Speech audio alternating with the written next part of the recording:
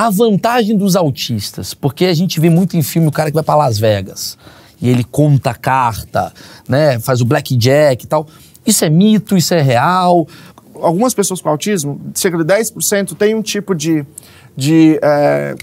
habilidade isolada, uma ilha de habilidade, que a gente chama de savantismo. São cerca de 10%. Então o indivíduo pode saber muita coisa de uma coisa específica, por exemplo, contar a carta, que está lá no Rain Man, mas ele pode, esse mesmo cara, não conseguir ir ao banheiro sozinho.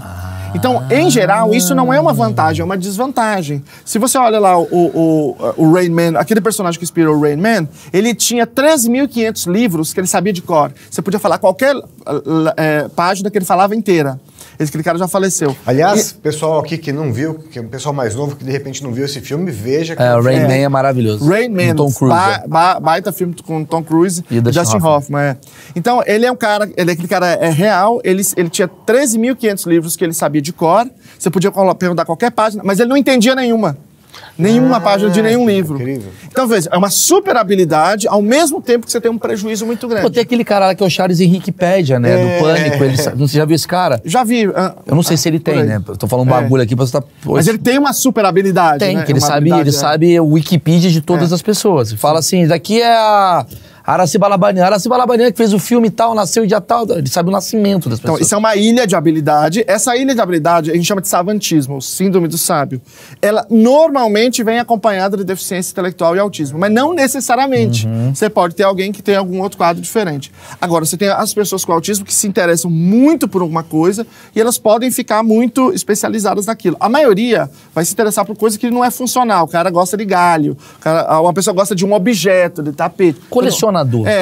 Pode ser um colecionador, mas isso pode ser funcional. Então, varia muito de caso para caso. Por exemplo, teve um caso recente muito interessante, no Museu de História Natural da Inglaterra, um menino com autismo, que era fissurado de dinossauro, corrigiu o museu, um menino de 9 anos de idade. Chegou lá e falou, essa informação está errada.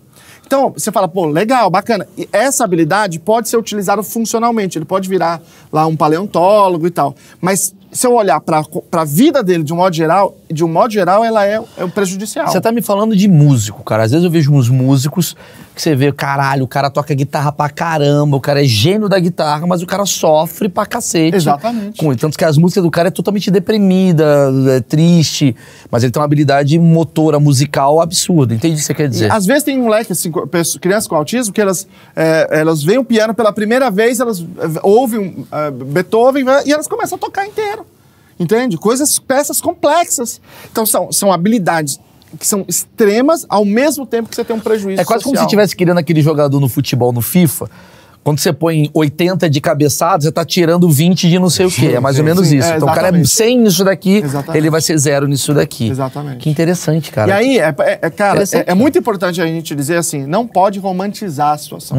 Pessoas com autismo, elas sofrem muito. Existem prejuízos. Para ser autismo, tem que ter o prejuízo clinicamente significativo. Claro. Porque todas as coisas que eu falei aqui, todo mundo pode ter.